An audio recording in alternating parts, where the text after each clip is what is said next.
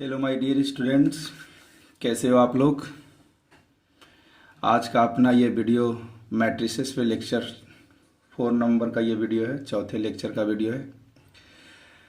Matrices पे last हमने 3 lecture जो बनाया, उसमें थर्ड लेक्चर अगर आपने देखा होगा तो उसमें देखा होगा कि हम लोगों ने जो वीडियो में डिस्कस किया था उसमें ए ट्रांसपोज की हमने बात किया था, ट्रांसपोज ऑफ अ मैट्रिक्स। अभी कुछ बहुत कह सकते हो कि पॉपुलर मैट्रिसेज हैं जिनको जानना जरूरी है, लेकिन उनको जानने से पहले हमें ट्रांजुगेट ऑफ मैट्रिक्स को जान लेना आवश्यक होगा।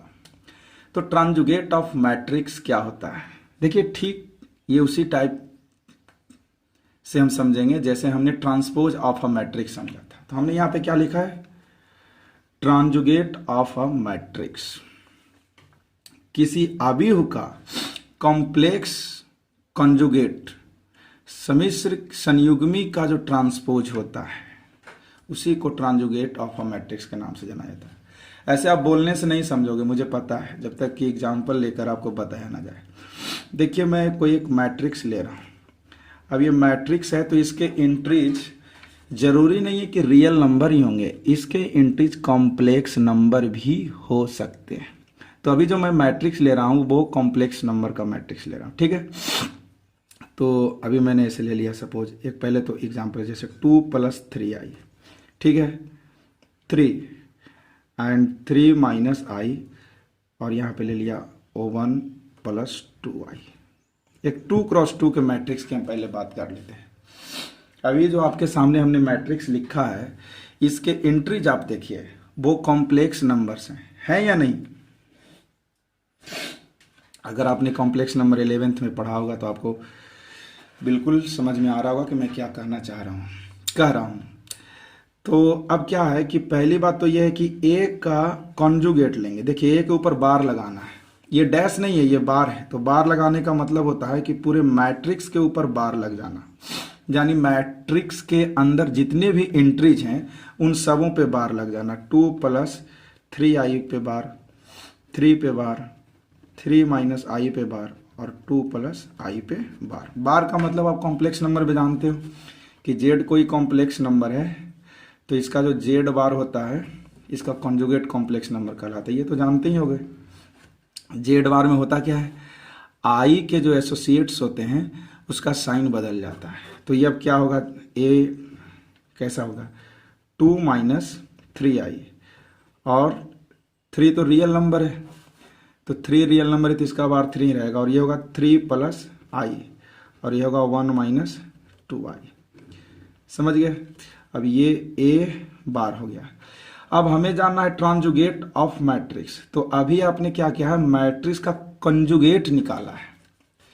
अब कंजुगेट का ट्रांसपोज ले लेना है। तो ये कंजुगेट मैट्रिक्स है, अब इसका ट्रांसपोज अगर हम ले लेंगे तो इसका ट्रांसपोज किस तरीके से लिखेंगे, देखिए यहाँ पे ए बार का ट्रांसपोज मतलब डैश। तो ट्रांसपोज कैसे फाइंड करते हैं, जो ये अपना रो है वो कॉलम बन जाएगा, 2 - 3, और यहाँ 3 आ गया, और यह हो गया 3 + i, और यह हो गया O1 - 2i। तो ये जो अभी मैट्रिक्स दिखा ए बार का डैश, ये हो गया आपका ट्रांजुगेट मैट्रिक्स के नाम से जाना जाता है। और कुछ लोग इसको ए के ऊपर थीटा लगा कर डिनोट करते हैं। ए के ऊपर थीटा का मतलब क्या हुआ, ए बार का ट्रांसपोज, या पहले आप ट्रांसपोज लेके भी बार ले सकते हो, दोनों बात बराबर है। तो ये चीज याद रखना जरूरी होगा। तो ये जो ए थीटा आपको प्राप्त होता है ना, ए थीटा को ही कहा जाता है ट्रांजुगेट matrix of matrix A, ट्रांजुगेट matrix of matrix A. और ए थीटा कैसे फाइंड करते हैं भाई, तो पहले ए का बार लेते हैं, मतलब कि मैट्रिक्स ए के प्रत्येक एंट्रीज का कॉन्जुगेट ले लेते हैं, और फिर उसका ट्रांसपोज ले लेते हैं, मतलब रो को कॉलम, कॉलम को करस्पॉन्डिंग रो में हम बदल देते हैं। तो ये जो मिलेगा आपको ट्रांजुगेट ऑफ मैट्रिक्स के नाम से जाना जाता है। तो आपने समझ लिया। ठीक इसी तरीके से और भी कोई मैट्रिक्स है, जैसे मैं बात करूं, जैसे सपोज Z1, ये कोई कॉम्प्लेक्स नंबर है, Z1 Z2, Z3, Z4, Z5 और Z6। ये हमने लिया 2x3 ऑर्डर का मैट्रिक्स। अभी आप क्या देख रहे हो कि 2x3 ऑर्डर का मैट्रिक्स है, तो 2x3 ऑर्डर के मैट्रिक्स का क्या हम लोग करेंगे, एक सेकेंड में जरा आपको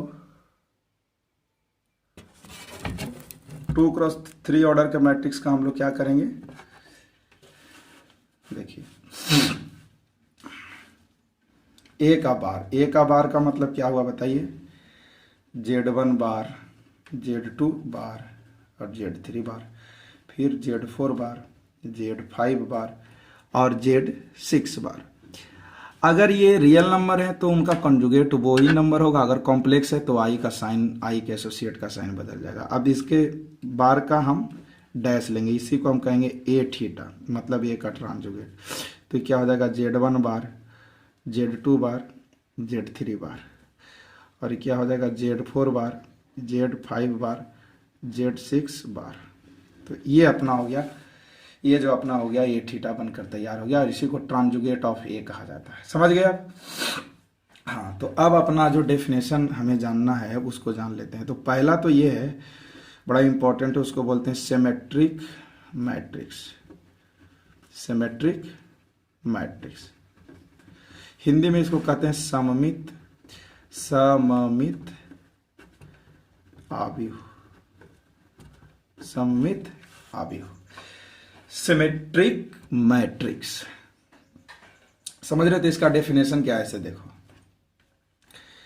स्क्वायर मैट्रिक्स, स्क्वायर मैट्रिक्स, पहले तो मैट्रिक्स को स्क्वायर होना पड़ेगा। ए इज सिमेट्रिक, मैं क्या लिख रहा हूं आप ध्यान से देखो, मैंने कहा a square matrix capital A is symmetric if and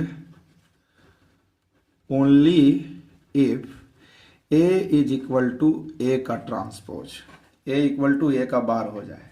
अगर ऐसा होता है तो हम सिमेट्रिक मैट्रिक्स सममित आव्यूह बोलेंगे। किसको? A को। तो पहले तो A को स्क्वायर होना पड़ेगा, और स्क्वायर मैट्रिक्स को ही हम सममित है कि नहीं ऐसा टेस्ट कर सकते हैं, रेक्टेंगुलर मैट्रिक्स के बारे में नहीं कर सकते हैं बस। दूसरा ये है कि इसको बोलते हैं एंटी सिमेट्रिक। क्या बोलते हैं? Anti symmetric. कुछ लोग इसको स्क्यू सिमेट्रिक मैट्रिक्स भी कहते हैं। स्क्यू सिमेट्रिक, इसको एंटी सिमेट्रिक हो गया, असममित आव्यूह। क्या बोलेंगे इसको? असममित आव्यूह, एंटी सिमेट्रिक, या आप इसको स्क्यू सिमेट्रिक भी लिख सकते हैं। तो ये कैसा होता है? ठीक ऊपर के जैसा डेफिनेशन लिखेंगे, a matrix capital A is anti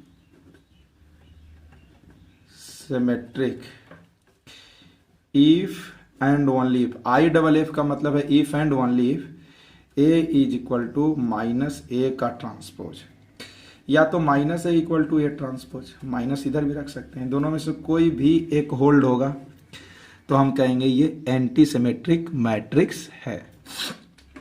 आप डेफिनेशन को ठीक से देखिए, समझिए इसमें क्या कहा गया। अगर हम किसी मैट्रिक्स का ट्रांसपोज निकालते हैं और वो ट्रांसपोज ए डैश फिर से ए के ही इक्वल है, तो इसका मतलब वो जो मैट्रिक्स दिया गया था आपको वो सिमेट्रिक मैट्रिक्स था।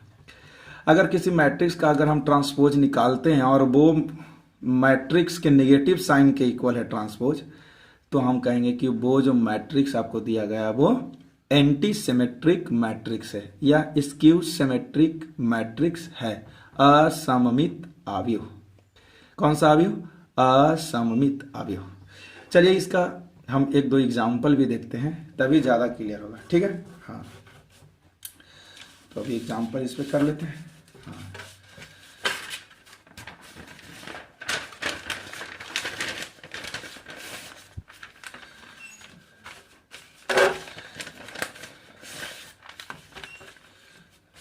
अब एग्जाम्पल आप इसमें देखो, जैसे देखो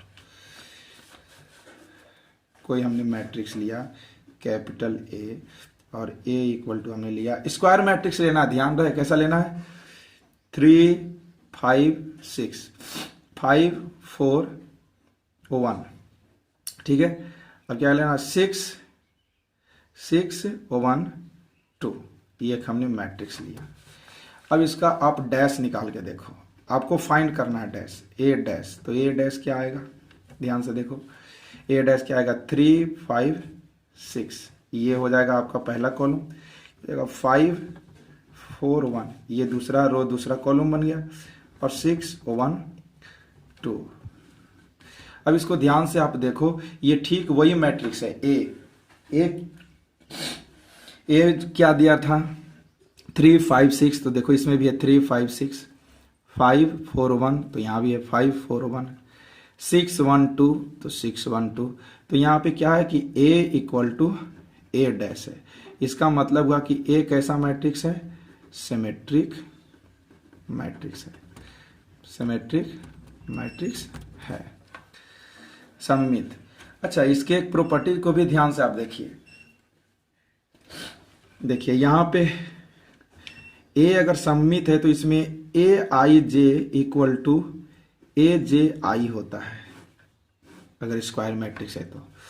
मतलब ऐसे समझिए, ये कौन सा है, ये है A12, आप ऐसे देखो A12 कितना है, फर्स्ट रो और दूसरा कॉलम कितना है, 5 है, और ठीक इसी में A21 देखो, दूसरा रो पहला, तो ये भी 5 है। तो ए आई जे और ए जे आई, ये दोनों आप आपस में अगर इंटरचेंज भी कर दें लोअर सफिक्स को, तो वैल्यू उतना ही आना चाहिए। ऐसा तब होगा जब मैट्रिक्स सिमेट्रिक होगा।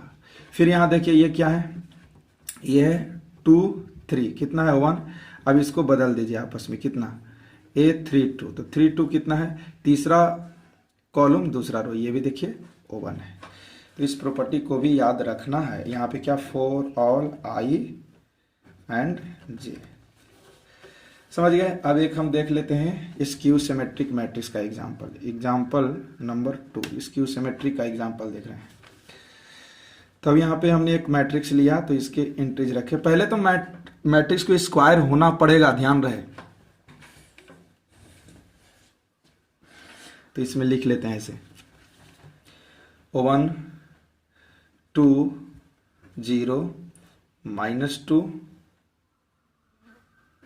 -2, और फिर -2 के बाद क्या कर लेते हैं, कुछ ऐसे रख लेते हैं, जैसे 3 3 4 -4 रख लेते हैं, और यहाँ पे 4 रख लेते हैं, नहीं 0 रख लेते हैं, और यहाँ पे 4 रख लेते हैं, और यहाँ पे क्या रख लेते हैं, जैसे कुछ भी, जैसे 5 रख लेते हैं, ठीक है।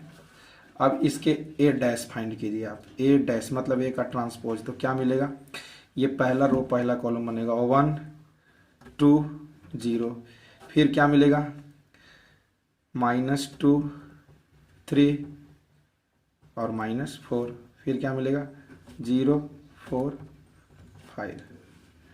अब ए डैश को देखिए और ए को देखिए, ए डैश में अगर आप माइनस से इंटू करेंगे तो क्या होगा,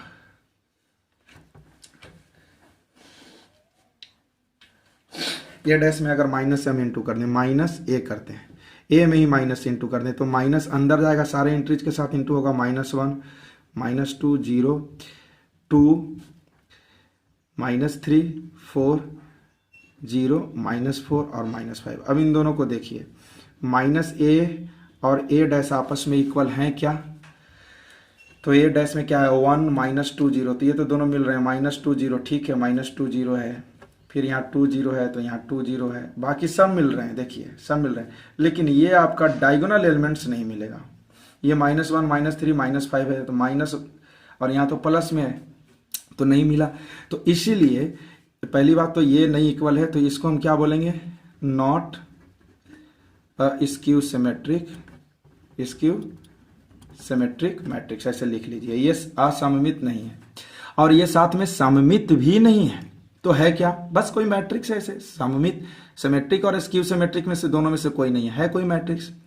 तो इसके लिए एक सबसे पहला कंडीशन स्क्यू सिमेट्रिक्स के लिए जो है, उसको जानने के लिए ही हमने ये एग्जांपल पहले आपको गलत वाला दिखाया गया, वो बड़ा इंपॉर्टेंट है। स्क्यू सिमेट्रिक मैट्रिक्स में जानने वाली बात यह है कि उसके डायगोनल एलिमेंट ए आई आई, डायगोनल पे कौन रहता है, ए आई आई, ये 0 होना चाहिए फॉर ऑल आई, तभी वो स्क्यू, जब डायगोनल एलिमेंट 0 नहीं है बस देख के ही कह देना कि वो स्क्यू सिमेट्रिक नहीं हो सकता। जैसे देखिए अगर 0 है, सेम वही मैट्रिक्स ले रहे हैं और सिर्फ हमने क्या कर दिया, डायगोनल को 0 कर दिया। अब देखो अब इसके आप देखेंगे ए डैश निकालेंगे तो 0 2 0 -2 0 -4 और 0 4 0, ठीक है।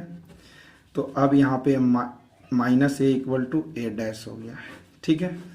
तो ये अपना हो गया ए इज कैसा, स्क्यू सिमेट्रिक, कैसा, स्क्यू सिमेट्रिक या एंटी सिमेट्रिक भी बोल सकते हो।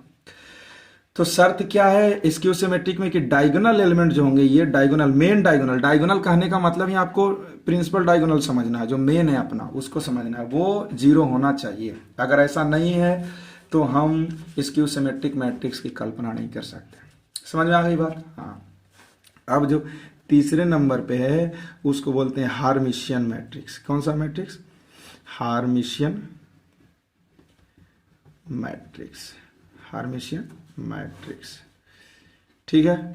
तो हार्मिशियन मैट्रिक्स का क्या डेफिनेशन है? स्क्वायर मैट्रिक्स, ये सभी स्क्वायर मैट्रिक्स के ही स्पेशल टाइप पढ़ाए जा रहे हैं। स्क्वायर मैट्रिक्स, ठीक है, इज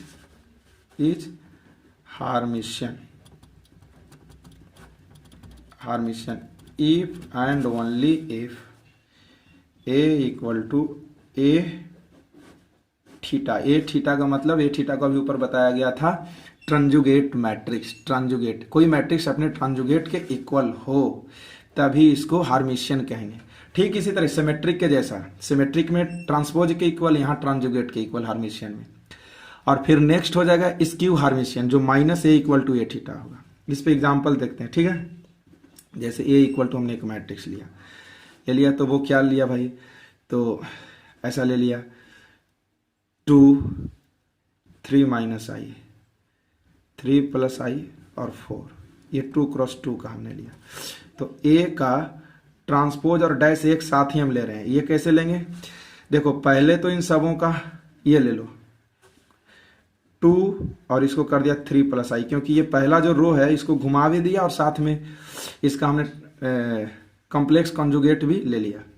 अब फिर इसको भी ऐसे घुमा दो तो ये हो जाएगा 3 माइनस आई और यहाँ हो जाएगा 4। तो अब ध्यान से इसको देखो, ये ठीक ए इक्वल टू ए डैश ये है, मतलब ए थीटा। तो ये हार्मिशियन मैट्रिक्स का एक एग्जांपल है। 3 क्रॉस 3 में भी ले सकते हैं, लेकिन हार्मिशियन मैट्रिक्स में याद करने वाली बात क्या है, मुख्य बात वो ये है कि जो मेन डायगोनल के एलिमेंट्स होंगे वो रियल होंगे। कैसा होगा? रियल होगा। मेन डायगोनल पे जैसे ही कॉम्प्लेक्स आपको दिख जाए वो हार्मिशियन मैट्रिक्स नहीं हो सकता। समझ गए क्या? वो हार्मिशियन मैट्रिक्स नहीं हो सकता। हार्मिशियन मैट्रिक्स होने का ये बड़ा ही कह सकते हैं कि इसको अगर याद रखोगे तो बहुत टेक्निकली पकड़ पाओगे कि मैट्रिक्स जो है हमारा उसको चेक करने की आवश्यकता नहीं है, इसके डायगोनल पे कॉम्प्लेक्स है, डेट मीन्स कि this is not a Hermitian matrix. अब नेक्स्ट जो हमारा है वो है स्क्यू हाँ, तो अब हम लोग स्क्यू हार्मिशियन मैट्रिक्स को देख लेते हैं। स्क्यू हार्मिशियन मैट्रिक्स क्या होता है? कोई square matrix capital A skew Hermitian matrix होगा if and only if A equal to minus A theta. जैसे स्क्यू सिमेट्रिक में A equal to minus A transpose होता था, तो या फिर इसको minus A equal to A theta भी लिख सकते हो। कैपिटल ए कोई एक मैट्रिक्स है। अब इसके लिए हमने एग्जांपल यहाँ पे ले रखा है कि कैपिटल ए कोई मैट्रिक्स आपके पास 3 क्रॉस 3 का है, ये एक स्क्वायर मैट्रिक्स है, ठीक है। अब इसमें क्या है कि इसका आप ए थीटा निकालोगे, मतलब सबका कॉन्जुगेट लोगे, सबका बार लोगे और उसके बाद उसका ट्रांसपोज लोगे, तो आपको ये मिलेगा। यहाँ ये थीटा हमने निकाल रखा है, यहाँ पे ये देखिए, ये है ये थीटा, ठीक है। अब इसको ध्यान से देखो इस मैट्रिक्स को, और फिर क्या है, अपने कॉपी पे इसको लिखो और आप फाइंड करो और इससे फिर टैली कराओ, करता है नहीं। और फिर ए थीटा में हमने माइनस से इंटू कर दिया तो सारे के साइन बदल के ये खुद ए के इक्वल हो गए। तो ये जो हमने एक मैट्रिक्स यहाँ ले रखा है ये स्क्यू हार्मिशियन मैट्रिक्स का एक एग्जाम्पल है। तो स्क्यू हार्मिशियन समझ गए। इस पे और भी एग्जाम्पल लिया जा सकता है, हम डिस्कस करेंगे प्रॉब्लम बनाते समय, अभी तो इतना ही समझना है। हाँ, इसमें नोट पॉइंट क्या है समझ याद रखने वाली बात कि इसके जो डायगोनल एलिमेंट होंगे ए आई डायगोनल एलिमेंट्स होंगे वो कैसा होगा, वो होगा 0 फॉर ऑल आई, उसी की तरह जैसे हमने पहले देखा था। ठीक है, और बाकी ए आई जे जो होगा ए जे आई के कॉन्जुगेट के नेगेटिव होगा for all I not equal to J के लिए। डायगोनल पे तो ये दोनों सफिक्स इक्वल होते हैं ना, 1 1 A1 1 A2 2 A3 3। ठीक है, अब क्या है कि थोड़ा हम लोग डिटर्मिनेंट वैल्यू का भी जिक्र कर लेते हैं यहाँ पे, क्योंकि अभी उसका हमें डिटर्मिनेंट वैल्यू की ज़रूरत है, इसलिए उसको देखना ज़रूरी है हमारे लिए। ठीक है, तो अभी डिटर्मिनेंट वैल्यू को हम लोग थोड़ा कर लेते हैं। अब क्या है डिटर्मिनेंट वैल्यू, हम यहाँ पे समझा दे रहे हैं। डिटर्मिनेंट वैल्यू, ठीक है, देखिए डिटर्मिनेंट वैल्यू केवल स्क्वायर मैट्रिक्स का ही फाइंड आउट किया जा सकता है। देखिए ए कोई स्क्वायर मैट्रिक्स है, ऐसे लिख लेते हैं, only A square matrix can have a determinant value, ऐसे लिख लेते हैं। डिटर्मिनेंट वैल्यू, इसको हिंदी में सारणिक मान भी कहा जाता है। हिंदी में क्या बोलते हैं, सारणिक मान, हिंदी में सारणिक मान कहते हैं। तो मैट्रिक्स को कैसा होना चाहिए, स्क्वायर होना चाहिए, मतलब ए जो भी मैट्रिक्स है वो n क्रॉस n का होना चाहिए। तो इसके डिटर्मिनेंट वैल्यू को डेट ए लिखा जाता है। डेट ए मीन्स ए का डिटर्मिनेंट वैल्यू, कुछ लोग मॉडुलस के अंदर ए लिखते हैं डिटर्मिनेंट वैल्यू को बताने के लिए। और ये जो मैट्रिक्स का साइन ब्रैकेट में था वो अब ऐसे मॉड के साइन में बदल जाता है। ठीक है, तो पहले तो हम 2 क्रॉस 2 की बात करते हैं। मान लो ए बी सी डी ये 2 क्रॉस 2 का एक स्क्वायर मैट्रिक्स आपके पास है, तो इसका डिटर्मिनेंट वैल्यू क्या होता है। देखिए डिटर्मिनेंट वैल्यू एक कांस्टेंट वैल्यू है जो कॉम्प्लेक्स या रियल हो सकता है। पहले तो हम मेन डायगोनल के एंट्रीज को आपस में इंटू करते हैं, तो ए डी माइनस फिर क्या सी को डी में इंटू करते हैं और सी डी, तो इन दोनों को सब्ट्रैक्ट करके जो वैल्यू आएगा उसी को हम बोलते हैं ए का मैट्रिक्स ए का डिटर्मिनेंट वैल्यू। इसका जियोमेट्रिकल मीनिंग भी है, ये एक पैरेललोग्राम के एरिया को बता रहा है, लेकिन ये अभी आप नहीं समझोगे, इसका हम डिस्कशन वेक्टर जब पढ़ेंगे तो उसमें क्रॉस प्रोडक्ट में करेंगे, स्केलर ट्रिपल प्रोडक्ट में करेंगे। ठीक है, जैसे एग्जाम्पल के रूप में हम बात कर ले, जैसे हमारे पास एक मैट्रिक्स ए है और इसके एंट्रीज हैं 2 3 4 1। ठीक है, अब इसके डिटर्मिनेंट वैल्यू हमें फाइंड करना है, ये डेट ए फाइंड करना है। तो डेट ए कैसे फाइंड करेंगे आप बताओ। पहले तो ये इसको इंटू करेंगे तो 2 × 1 2 हो गया, माइनस फिर किसको इंटू करेंगे ये, तो 12 हो गया, तो इसका डिटर्मिनेंट वैल्यू -10 हो गया। कितना हो गया, -10 हो गया। तो ये तो 2 क्रॉस 2 का हो गया। अब बात आती है कि 3 क्रॉस 3 का कैसे करेंगे, दूसरा एग्जाम्पल है 3 क्रॉस 3 का। जैसे कोई ए मैट्रिक्स है और इसके ऐसे ले लिया हमने A11 A12 A13 A21 A22 A23 A31 A32 A33 3 cross 3 का है। तो ये 3 क्रॉस 3 का है, इसका डिटर्मिनेंट वैल्यू फाइंड करना है। तो कैसे फाइंड करते हैं, देखिए इसको एक्सपेंड करना है। तो एक्सपेंड करने के लिए आप कोई भी एक रो या कोई भी एक कॉलम सिलेक्ट कर सकते हैं, उसी के अकॉर्डिंग आप डिटर्मिनेंट का एक्सपेंशन लिख सकते हैं। तो जैसे ही हमने सपोज R1 सेलेक्ट किया तो इसको लिखेंगे expanding along R1, first row के अलोंग एक्सपेंड करने पर। तो देखिए फर्स्ट रो में कितने एलिमेंट हैं, ये हैं और ये हैं, ठीक है।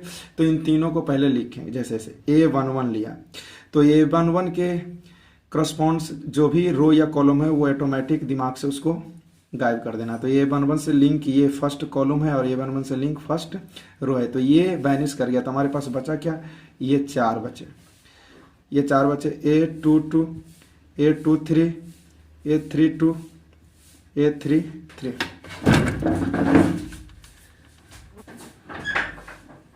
अरे कौन पहाड़ लेंगे,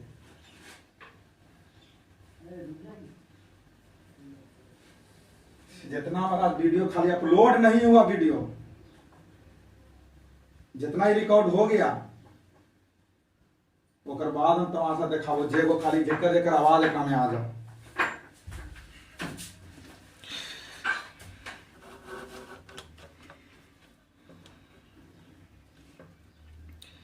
A11 लिए, अब A11 फिर यहाँ पे A12 लेंगे और फिर A22 से लिंक कौन कौन है, ये है लिंक और ये फर्स्ट रो लिंक है। तो ये गायब हो गया, तो बचेगा क्या, ये बचेगा, ये बचेगा, ये बचेगा, ये बचेगा।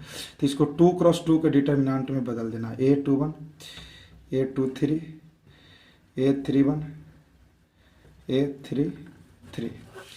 और इसके बाद क्या लेना है, A13 लेना है। इसमें ये भी तो भी है ना, तो इससे लिंक कौन है, ये है और अपना ये है। तो ये गायब हो गया, तो क्या बचेगा, A21 A22 A31 A32 ये बचा। अब बात आती है ये डेट ए का वैल्यू लिखने के लिए, तो एक्सपेंशन हो गया। अब इन सबों का साइन लिखेंगे। तो A11 का साइन देखिए, AIJ का साइन लिखने का तरीका है -a का पावर i प्लस j, -1 का पावर i प्लस j। तो A11 यहाँ 1 है, ये 1 है, तो ये i है और j है, तो ये कितना हो जाएगा, -1 का पावर 1 + 1 2। फिर यहाँ फिर इसका साइन क्या होगा, ये 1 और 2 है, तो -1 का पावर 3। और फिर यहाँ पे क्या हो जाएगा, 1 3, तो -1 का पावर 4। तो फाइनली ये -1 का स्क्वायर प्लस हो जाएगा, ये हो गया। और ये 2x2 का डिटर्मिनेंट हो गया, तो ये A22 A33 minus A32 A23। और फिर ये -1 का पावर कितना हो जाएगा, नेगेटिव हो गया, तो ये हो गया 1 2, ये कितना हो गया 2 1 3 3, हाँ, और -A31 A23। ये 2x2 का है ना, पहले इसको इंटू करेंगे फिर इसको माइनस कर देंगे, ये तो ऊपर हमने देखा अभी। फिर A13 A21 A32 A31 A32। तो ये इन सबों का साइन है। अब इसको कैलकुलेट कर लेना है, जो आएगा वो फाइनल अपना रिजल्ट हो जाएगा। अब आप थोड़ा कंफ्यूज हो गए होंगे साइन लिखने में, तो आप इसको अभी ऐसे याद रखो, बाद में हम इसका डिटेल करेंगे कि फर्स्ट वाले का साइन पॉजिटिव होता है और साइन अल्टरनेट चलता है, पॉजिटिव नेगेटिव पॉजिटिव। पॉजिटिव से शुरू करना है, अल्टरनेट लिखना है, इसका साइन पॉजिटिव, इसका साइन नेगेटिव, इसका साइन पॉजिटिव। अगर कोई C1 के लॉन्ग एक्सपेंड करना चाहता है, लॉन्ग C1 करना चाहता है, तो C1 में पहला का पॉजिटिव, फिर इसका नेगेटिव, फिर इसका पॉजिटिव लिखेगा, ठीक है। और इसी तरीके से 2x2 का डिटर्मिनेंट में वो कन्वर्ट करके इसको फाइनल आंसर इसका निकाल सकता है। तो आपको साइन है जो लिखने में थोड़ा कन्फ्यूजन हो सकता है, इस पर जब हम कुछ प्रश्न बनाएंगे, कुछ डील करेंगे तो ज़्यादा समझ में आएगा, ठीक है। अच्छा, जैसे एक एग्जांपल के तौर पे हम लोग चर्चा कर ही लेते हैं तो ज़्यादा बेहतर रहेगा। सपोज हमारे पास एक ये डिटर्मिनेंट 2 3 4 0 2 -1 4 -3 2। तो ये कैसा है, स्क्वायर मैट्रिक्स है, तो इसका डिटर्मिनेंट वैल्यू होगा। तो डिटर्मिनेंट वैल्यू कैसे निकालेंगे, डेट है, इसको मॉड ए भी लिखते हैं। देखिए पहले आप किसके अलोंग एक्सपेंड करते हैं बताइए, लिख देना है along R1 expanding along R1। तो R1 ये है, तो इसका पहला एलिमेंट 2, तो 2 का साइन प्लस लेना है। 2 से लिंक कौन है भाई, 2 से लिंक ये है और ये है, तो ये खत्म हो गया, तो 2 और -1 -3 2 बच गया, ठीक है। अब ये आ गया 3 का साइन माइनस लेना है, तो 3 से लिंक कौन है, ये सेकंड कॉलम और फर्स्ट रो लिंक है, तो ये खत्म हो जाएगा, तो बचेगा यहाँ 0 -1 4। देखिए हम यहाँ पे बोल रहे हैं ये खत्म हो जाएगा, मतलब समाप्त हो जाएगा का मतलब ये नहीं कि वो अब है ही नहीं, आपके माइंड से थोड़े वो ट्रिक टाइप का है कि उसको समझ लेना कि वो अभी नहीं है। फिर 4 का साइन प्लस ले लेंगे, तो 4 इससे लिंक है और इससे लिंक है, तो ये 4 बचेंगे, 0 2 4 -3। अब इसको कर लेना है 2 2 और ये कितना हो जाएगा 4 माइनस ये इंटू होगा तो -1 -3 3, फिर -3, फिर ये कितना इंटू 0 इंटू 2 0 और -4 इंटू -1 तो -4 +4 फिर 0 और -8, तो अभी कितना होगा 2 इंटू 1 -3 इंटू 4 और 4 इंटू -8। अब ये कितना हो गया 2 -12 और -32, तो हो गया -10 और -32 तो -42 इसका डिटर्मिनेंट वैल्यू है। ए का कितना -32 डिटर्मिनेंट वैल्यू है। ए का डिटर्मिनेंट वैल्यू कितना आ गया भाई अपने पास -32 आ गया, जो कि सामने लिखा हुआ है। तो इस तरीके से डिटर्मिनेंट वैल्यू फाइंड करना है। अभी तो हमने R1 के लॉन्ग किया है, आपको मैं एक्सरसाइज के रूप में दे रहा हूँ एक, आप इसका फाइंड करके देखना। 2 4 3 1 3 5 4 8 6, इसका वैल्यू, इसका जो आंसर होगा वो आपको 0 मिलना चाहिए।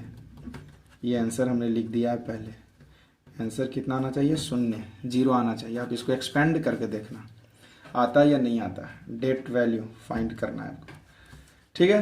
तो ये आप बाकी बेसिक किताब अपने पास रखो, उसके प्रश्न बनाओ, उससे जो भी क्वेश्चन हैं उसको लगाओ, आंसर मिलाओ। बहुत परफेक्ट तो वीडियो के माध्यम से नहीं हो सकते, आपको टीचर्स के साथ बैठ के पढ़ना ही पड़ेगा, लेकिन आप काफ़ी हद तक इम्प्रूव कर सकते हो खुद को। ठीक है, तो आज के लिए इतना ही। बाकी हम नेक्स्ट वीडियो में डिस्कस करेंगे singular matrix and non singular matrix and invertible matrix, कुछ थ्योरम्स कुछ लॉज प्रूफ करेंगे और तब फिर प्रश्न हम लोग बनाएंगे। सिस्टम ऑफ इक्वेशंस पढ़ेंगे, समीकरणों का निकाय, उसको कैसे सॉल्व किया जाता है, ये सारी चीज़ें देखनी है। लेकिन आज के वीडियो के लिए इतना ही। थैंक यू, नमस्कार। और हमारे वीडियो को प्लीज़ आपका थोड़ा सपोर्ट चाहिए। मैं मानता हूँ कि बहुत बेहतर तो नहीं कर रहा आपके लिए, लेकिन हमारा एक छोटा सा प्रयास आपके लिए ज़रूर कारगर साबित होगा। आप इसको महसूस करोगे कुछ दिनों के बाद। Thank you.